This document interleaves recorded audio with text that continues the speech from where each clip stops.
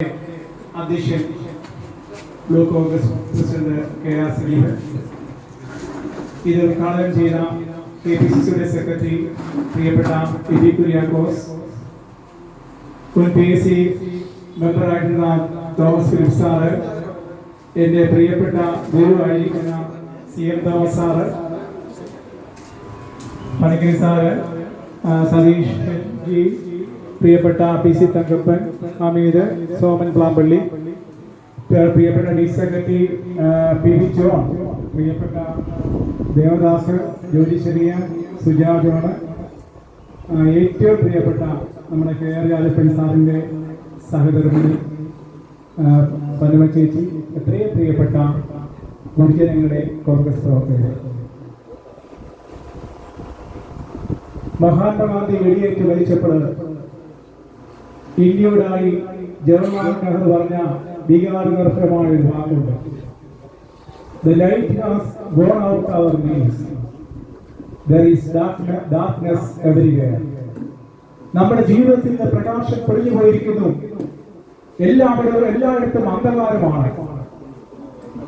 ആ ഒറ്റ വാചകത്തിൽ തന്നെ ആ മഹാത്മാവിന്റെ ജീവിതം എത്ര മഹത്തരമാണെന്ന് നമുക്ക് മനസ്സിലാക്കാൻ സാധിക്കും. 156-ാം ജന്മദിനമാണ് നമ്മൾ ആചരിക്കുന്നത്. ആൽബർട്ട് ഐൻസ്റ്റീൻ എന്ന ശാസ്ത്രജ്ഞൻ പറഞ്ഞു, തലമുറകൾ കടന്നു വരും, ആ തലമുറകൾ അത്ഭുതത്തോട് ഓർക്കും, രക്തവും മാംസവുമുള്ള ഇങ്ങനെ ഒരു മനുഷ്യൻ ഈ ഭൂലോകത്ത് ജീവിച്ചിരുന്നു എന്ന്. ഞാൻ പലപ്പോഴും അത്ഭുതപ്പെട്ടിട്ടുണ്ട്. ആകർഷമായ വസ്ത്രങ്ങളൊന്നുമില്ലാതെ, പല്ലില്ലാത്ത, പല്ലുകൾ കുറഞ്ഞ ചിരിയുമായിട്ട് ആ മഹാത്മാവ് നടന്നു പോകുമ്പോൾ ജനലക്ഷങ്ങൾ പുറകെ പോവുകയാണ്. ഒരു നേതാവിനെ അനുഗമിക്കുവാൻ ലക്ഷങ്ങളാണ്, ഇന്ത്യയിലെ ലക്ഷങ്ങളാണ് അദ്ദേഹത്തിന്റെ വാക്കുകൾക്ക് കേൾക്കുന്നത്. അദ്ദേഹം പറയുമ്പോൾ സ്വർണ്ണാഭരണങ്ങൾ ഊരിക്കൊടുക്കുന്നു. ഈ മഹാത്മാവ് സംസാരിക്കുന്നത് നമുക്ക് വേണ്ടിയാണ്, നമ്മുടെയാണെന്നുള്ള വികാരം. ആ മഹാത്മാഗാന്ധിയെ ഇകഴ്ത്തുവാൻ ശ്രമിക്കുകയാണ്. അവരാണ് ഇന്ന് കഴിഞ്ഞ ദിവസം പ്രശംസിച്ചത്, നരേന്ദ്രമോദി ഉൾപ്പെടെ പറയുന്നത്. ഞാൻ എന്തിന് മഹാത്മാഗാന്ധിയെ കൊന്നു എന്ന പുസ്തകം, നാഥുറാം ഗോഡ്സെയുടെ പുസ്തകം, മലയാള വിവർത്തനം വീടുകളിൽ വിൽപ്പന നടത്തുന്ന RSS. മഹാത്മാഗാന്ധിയുടെ വധം വീണ്ടും ചിത്രീകരിക്കുന്ന സംഘപരിവാറിന്റെ സംഘങ്ങൾ ആ ചിത്രം വെച്ചിട്ട് വെടിയുതിർക്കുകയാണ്. പ്രിയപ്പെട്ടവരെ, മഹാത്മാഗാന്ധി എന്ന ഒരു ശക്തിയില്ലായിരുന്നെങ്കിൽ ഈ രാജ്യത്തിന് സൂര്യൻ അസ്തമിക്കാത്ത ബ്രിട്ടീഷുകാരുടെ പോരാടി ഈ രാജ്യത്തിന് സ്വാതന്ത്ര്യം നേടിക്കൊടുത്തത് മഹാത്മാവാണ്. അദ്ദേഹത്തിന്റെ വാക്കുകളാണ്, അദ്ദേഹത്തിന്റെ ചിന്തകളാണ്. സ്വാതന്ത്ര്യം കിട്ടിയപ്പോൾ കൽക്കട്ടയിൽ നടന്ന വർഗീയ കലാപം, ആയിരക്കണക്കിന് പതിനായിരക്കണക്കിന് പട്ടാളക്കാർക്ക് അഴിച്ചവർത്താനാവാത്ത വർഗീയ കലാപം. മഹാത്മാഗാന്ധി പറഞ്ഞു, മരണം വരെ ഉപവസിക്കുകയാണ്. ആ മഹാത്മാവ് ദിവസം നിരാഹാരം രക്ഷിച്ചപ്പോൾ ആയുധധാരികൾ ആയുധം താഴെയിട്ടു. കൽക്കട്ടയിൽ സമാധാനം കൈവന്നു. സ്വതന്ത്ര ഇന്ത്യയില് ആ മഹാത്മാവിന് മാസങ്ങൾ ജീവിക്കാനുള്ള ഭാഗ്യമേ ലഭിച്ചുണ്ട്. രക്തസാക്ഷിത്വം 1948 തിരുവനന്തപുരത്താണ്. എങ്കിലും അദ്ദേഹം നൽകിയ പാത കഴിഞ്ഞ ഉദ്ഘാടന പ്രസിഡന്റ് പറഞ്ഞ പോലെ ഇതിന്റെ പാരമ്പര്യം നമുക്കാണ്. ഈ മഹാത്മാവിന്റെ പാരമ്പര്യം നമുക്കാണ്. മഹാത്മാവിനെ ചിന്താഗതികൾ ഉയർത്തിക്കൊണ്ടുവരുന്നത് നമ്മുടെ കടമയാണ്. നിങ്ങൾക്കറിയാം, അദ്ദേഹം മരിക്കുക അല്ലെങ്കിൽ പ്രവർത്തിക്കുക, ഡു ഓർ ഡൈ എന്ന അദ്ദേഹത്തിന്റെ വാക്യം. ഇന്ന് കോൺഗ്രസ് പ്രവർത്തകരെ സംബന്ധിച്ച് അതാണ് വേണ്ടത്. ഡു ഓർ ഡൈ, പ്രവർത്തിക്കുക അല്ലെങ്കിൽ മരിക്കുക, തെരഞ്ഞെടുപ്പിൽ വിജയം ഉണ്ടാക്കുക. 78 വർഷക്കാലം ഈ രാജ്യത്ത് നിലനിർത്തിയിരുന്ന ജനാധിപത്യത്തെ സംരക്ഷിക്കുക. അതിനാണ് നമ്മുടെ പ്രിയങ്കരനായ രാഹുൽ ഗാന്ധി വലിയ യാത്രകൾ നടത്തുന്നത്.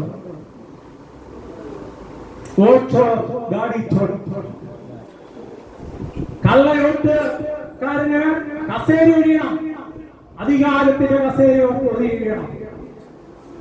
Vote vacate your power of seat. അതാണ് അതിന്റെ അർത്ഥം. വോട്ട്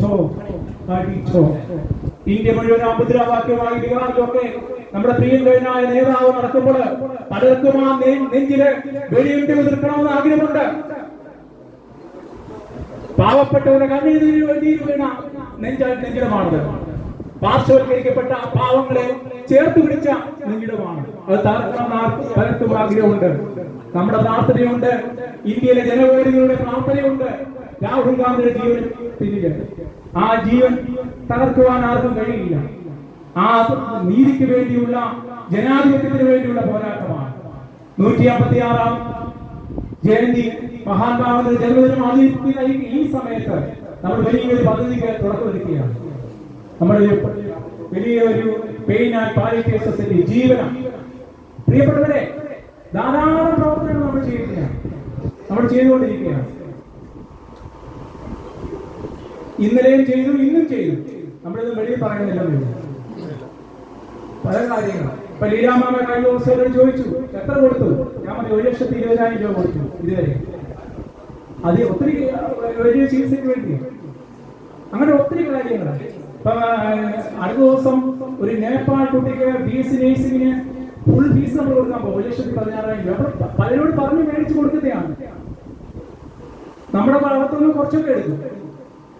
ഞാൻ പറഞ്ഞത് നമ്മൾ വിചാരിച്ചാല് പലരെയും സഹായിക്കാൻ സാധിക്കും.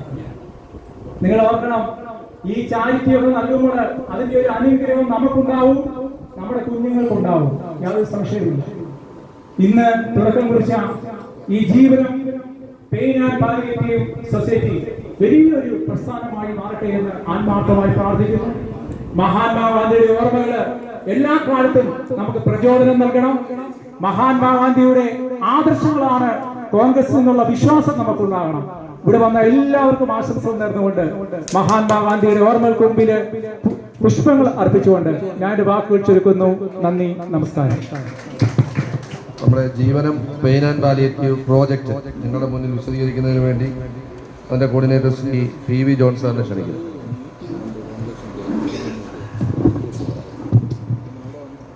ഇത്രയും പ്രിയങ്കനായ യോഗത്തിൻ്റെ അധ്യക്ഷൻ, കോൺഗ്രസ് കമ്മിറ്റിയുടെ പ്രസിഡന്റ് ജയരാജപ്പൻ, വേദിയിലും സദസ്സിലും ഇരിക്കുന്ന ഇത്രയും പ്രിയങ്കരായ നേതാക്കന്മാരെ,